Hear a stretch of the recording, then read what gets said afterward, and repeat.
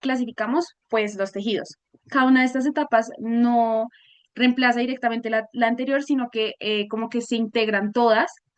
y se vuelve lo que conocemos hoy como el diagnóstico de la enfermedad mediante la patología, ¿sí? Entonces, en la primera etapa, que es la patología clásica, em, tenemos una comprensión de la enfermedad que depende exclusivamente de lo que puede observarse a simple vista.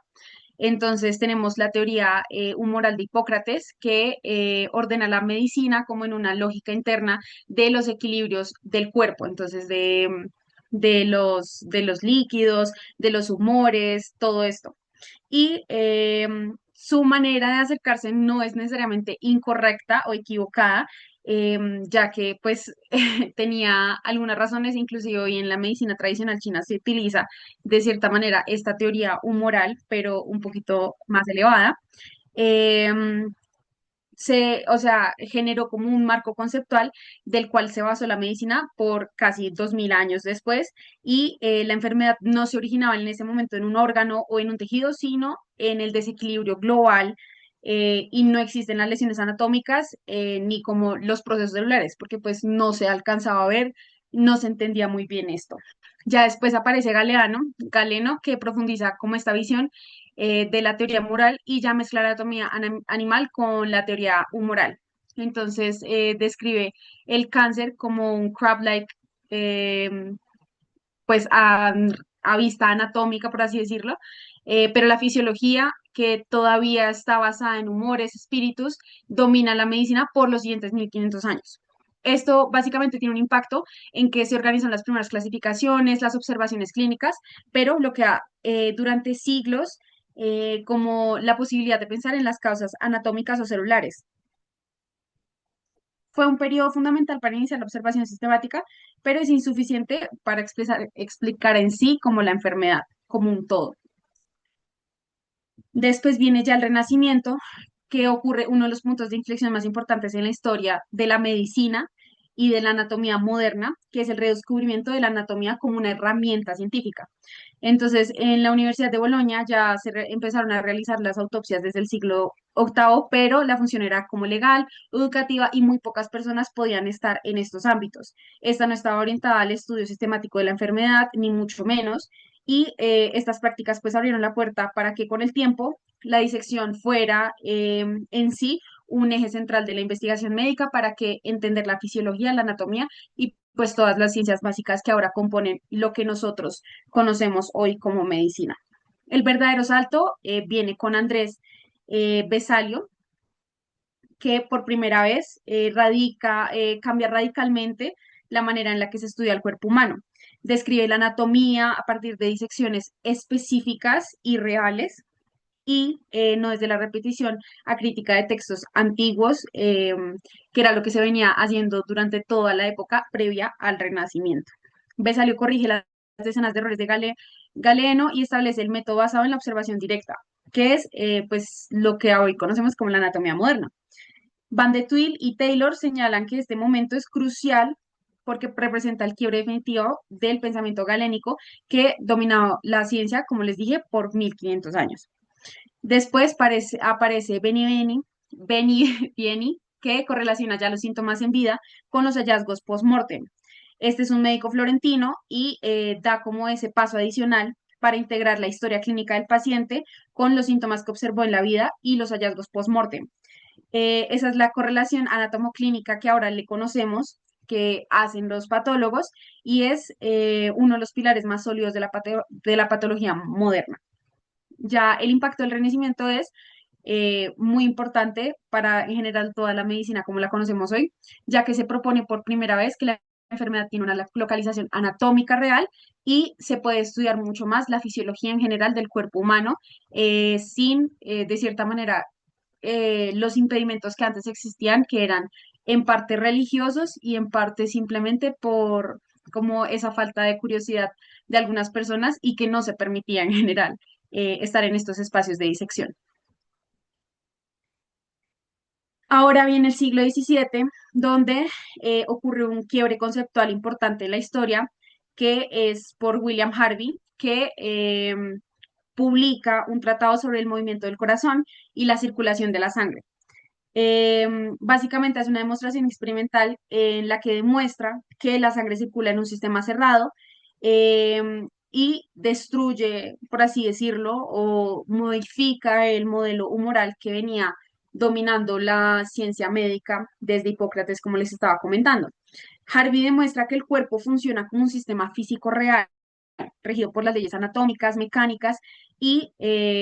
pues tiene su propia ciencia, por así decirlo. Esta idea, como los autores señalan, es fundamental porque obliga a la medicina a abandonar explicaciones filosóficas de cierta manera y enfocarse ya en lo que se está viendo y en lo que se está estudiando a base de la evidencia. También aparece el Sepulcrum Cretum de Théophile Bonnet, que se publica en 1679 y son 3.000 autopsias organizadas por órganos. Estas son como unas autopsias como muy cortadas finamente para ver desde la cabeza hasta los pies, por así decirlo, y es la primera gran base de datos patológica de la historia y representa como el esfuerzo por sistematizar el conocimiento anatómico y relacionarlo con la enfermedad específicamente y ya cómo establecer una base anatómica sobre la cual se puede trabajar ya toda la fisiología y todas las bases, por así decirlo. Estos dos hitos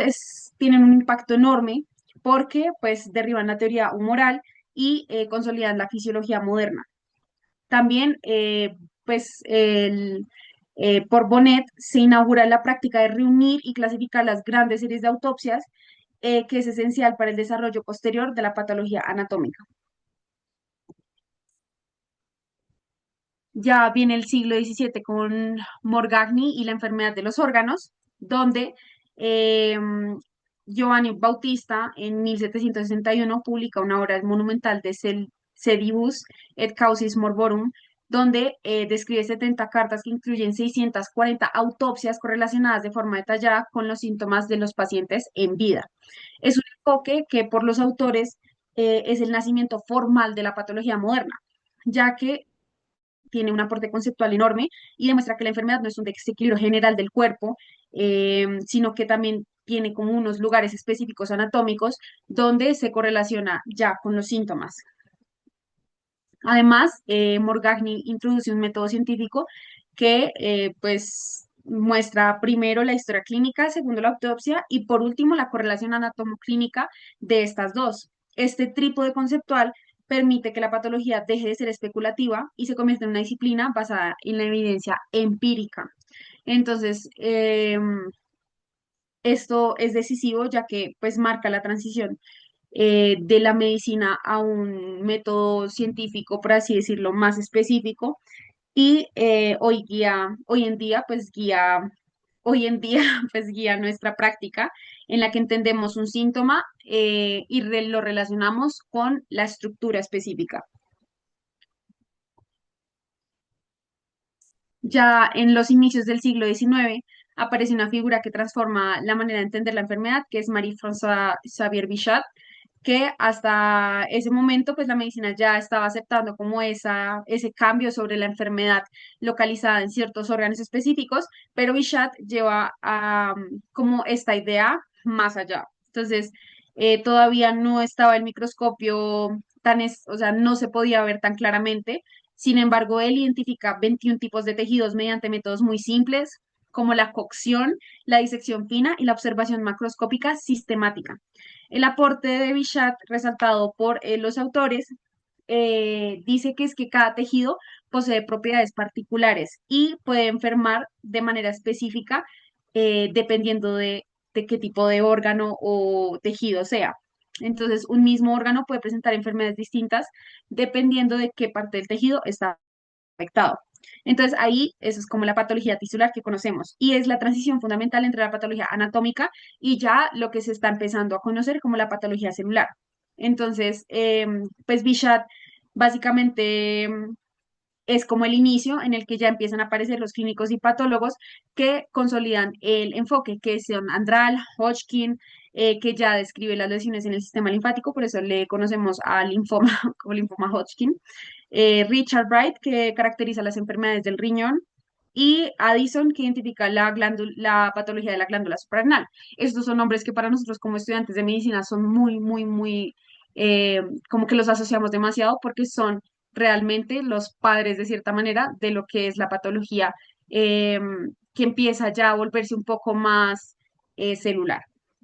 Entonces, el impacto de esta etapa ya deja de ser únicamente como un problema de un órgano por completo, sino que el órgano mismo tiene distintas alteraciones que pueden componerlo. Entonces, es el terreno, por así decirlo, o la base para el siguiente salto, que es el descubrimiento del papel central de la célula, que ya vemos en Rokitansky y la patología anatómica masiva. Entonces, a mediados del siglo XIX, en Viena, Rokitansky realiza más de 30.000 autopsias que sistematiza, clasifica, ordena patrones de enfermedad y no utiliza el microscopio de forma rigurosa, pero convierte la autopsia en la herramienta diagnóstica más poderosa de esta época. Ya a mitad del siglo XIX, el paso del tejido de la célula como unidad fundamental de la enfermedad. Entonces aquí ya conocemos a Virchow, que es ya el nacimiento de la patología celular, que básicamente Virchow es, sino la figura más influyente de la patología moderna. Él se forma en la escuela de Müller, donde uno es uno de los primeros en utilizar como el microscopio para estudiar los tejidos de manera sistemática y microscópicamente, por así decirlo. Incorpora la teoría celular de Schwann, que había demostrado que todos los seres vivos están compuestos por células. Ya Virchow lo que hace es tomar estas ideas y las lleva al ámbito clínico, integrando microscopía, anatomía, fisiología y la experiencia hospitalaria. El aporte conceptual más importante es omnicélula es célula, que significa que toda célula proviene de otra célula. Esto es como una frase que todos conocemos, pero pues con esta idea es que Virchow establece que la enfermedad no surge en sí de un órgano o como el conjunto del órgano, sino de alteraciones específicas en las células individuales. Entonces esto ya es como un giro conceptual de que la enfermedad pasa de ser anatómica a multicelular y se convierte en un proceso ya celular.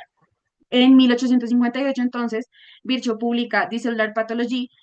un libro en el que inaugura lo que es la patología celular y los autores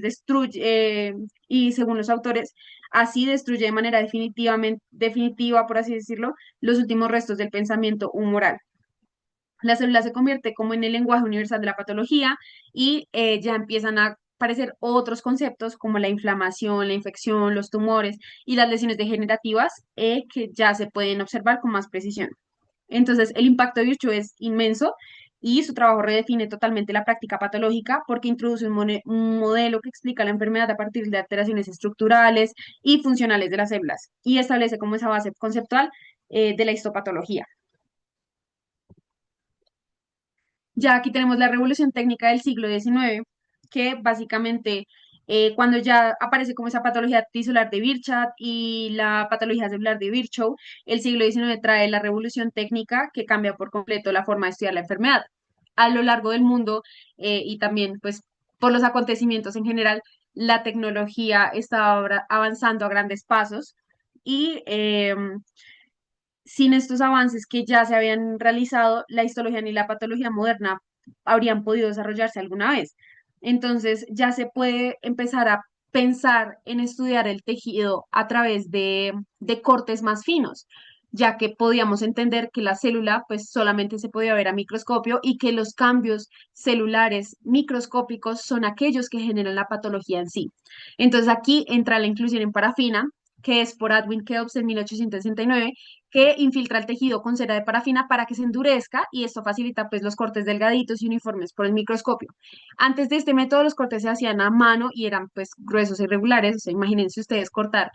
estos tomos de parafina, pues es muy difícil. Y la fijación en formaldehído es introducida por Isaac y Ferdinand Bloom en 1893, que es un fijador que preserva las células y las estructuras internas, que evita la autólisis y la descomposición. Entonces, pues hoy en día sabemos que hay un proceso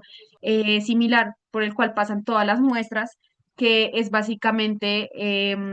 fijarlas, por así decirlo. El microtomo es el instrumento que corta los tejidos que están en parafina en secciones ultra delgadas que es pues lo que utilizamos hoy en día en un laboratorio de patología, y se montan en el portaobjetos. Después la hematoxilina es introducida en 1865, que es un colorante básico que tiñe los núcleos celulares de color azul oscuro o morado al unirse a los ácidos nucleicos. Esta es como la base de histología. Las anilinas de Ehrlich son moléculas sintéticas con propiedades de tinción muy selectivas y son colorantes que permiten identificar los tipos celulares, los gránulos citoplasmáticos y los microorganismos. El impacto de estos avances realmente es enorme porque gracias a ellos nace la histopatología moderna. O sea, si ustedes están viendo los 5 pasos, por así decirlo, es literalmente lo que se hace en una muestra casi que hoy en día. Es la primera vez que podemos estudiar la estructura íntima de los tejidos de manera reproducible, comparar muestras entre sí, o sea, puedo coger el hígado de Pepito y el hígado de Marianita y seguramente puedo hacerles las más distinción, el mismo proceso y ya es algo pues que se puede estudiar mucho más a profundidad y lo vuelve de cierta manera como más estructurado, porque no es lo mismo, por ejemplo, un corte hecho a mano que un corte hecho a microtomo. Ya en el siglo XX hay una transformación radical en la historia de la patología, ya que después de la era celular de Virchow, los avances técnicos y conceptuales permiten que la disciplina entre a una nueva dimensión, que es la patología molecular. Este tema es súper interesante, ya que, pues según los autores, cambia la pregunta central de la patología, que ya no basta con ver las estructuras al microscopio, sino es buscar identificar las moléculas, los antígenos, los genes, las mutaciones que explican la enfermedad desde su base como más íntima. El primer granito es la inmunofluorescencia, que se desarrolla en 1940 por Kunz, ahí el que está en la foto, se llama Albert Kunz, y por primera vez es posible visualizar las moléculas específicas dentro de los tejidos utilizando anticuerpos marcados con fluorocromos. Así es como funciona pues la inmunohistoquímica. Es una técnica que inaugura la inmunopatología moderna y pues logra localizar como esos antígenos con precisión, con gran precisión, que no tienen las tinciones tradicionales. Después es la creación de los anticuerpos monoclonales por George Kohler y César Milstein en 1975, que son los que están en la mitad, y básicamente son anticuerpos artificiales que reconocen un solo epítopo y permiten identificar los tipos celulares, las proteínas específicas y los marcadores de tumores con una exactitud extraordinaria. Surge así la inmunohistoquímica, que hoy es esencial en el diagnóstico de cáncer, enfermedades autoinmunes y los trastornos hematológicos. Por último, ya casi a finales del siglo XX, aparece la técnica que revoluciona por completo la biología y la medicina, que es la PCR. Entonces, la PCR es desarrollada por Kary Mullis en el 83 y permite amplificar fragmentos de ADN de forma rápida y precisa, haciendo que sea mucho más fácil detectar como estas mutaciones, agentes infecciosos y las alteraciones genéticas, y también se puede clasificar los tumores según el perfil molecular. Finalmente ya llegamos a la era digital y la época más reciente de la historia de la patología, que es en la que los autores describen como profundamente influenciada por la tecnología digital, la biología molecular y el análisis computacional. En el siglo XX la gran transformación consistió en entender la enfermedad desde la molécula y el ADN, y en la actualidad asistimos a un nuevo giro conceptual, que es la integración de la morfología clásica con las técnicas avanzadas y las herramientas digitales. Hoy en día, pues se integra la inmunohistoquímica, la biología molecular, la genética, la secuenciación, la patología digital y la inteligencia artificial para llegar a un diagnóstico patológico como clave y como que ofrece de cierta manera unos perfiles más completos sobre las enfermedades y pues sus características patológicas. También tenemos lo que es la patología digital y la inteligencia artificial, que ya hoy en día, no sé si ustedes saben, pero ahí en la Santa Fe hay escáneres de gran precisión, por lo que poco a poco se va volviendo una era más cercana de la integración de la inteligencia artificial o de la tecnología, la patología digital, con los diagnósticos que para que cada vez sean más precisos. Los autores plantean que, a pesar de que esta etapa contemporánea no reemplaza la tradición anatómica, tisular o celular, las amplía mucho más, y la patología moderna es el resultado de todas las eras que ya hemos revisado, que es desde la observación macroscópica hasta el inicio de la revolución molecular del siglo XX. Hoy el patólogo trabaja en un punto de encuentro entre morfología, biología molecular y tecnología digital, que es una integración que define el diagnóstico moderno y marca el rumbo de la medicina durante este siglo XXI. Entonces, como conclusión, ya podemos ver el cuerpo, el órgano, el tejido, la célula, la molécula y poco a poco la vamos llevando a estos datos digitales que cada vez se vuelven más precisos y más complejos y cada avance técnico realmente cambia la forma de entender para todos los que practicamos la medicina, de entender la enfermedad y transforma también el rol del patólogo. Entonces, hoy el patólogo realmente tiene que tener muchos conocimientos y como de cierta manera una integración completa de la morfología, la biología molecular y las tecnologías digitales. Entonces, eso sería básicamente todo. Este es el artículo que utilizamos para la presentación, que la presentación la realizó Daniela Murillo y pues la que la expuso soy Catalina Pineda. Muchísimas gracias. ¿Alguien tiene alguna pregunta o algo por el estilo o algún comentario?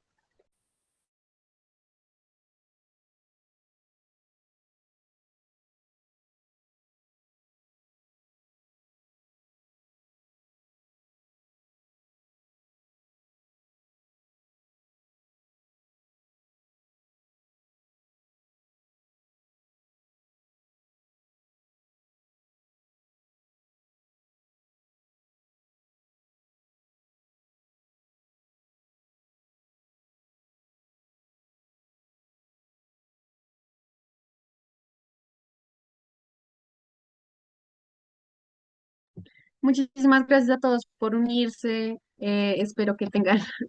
una buena noche.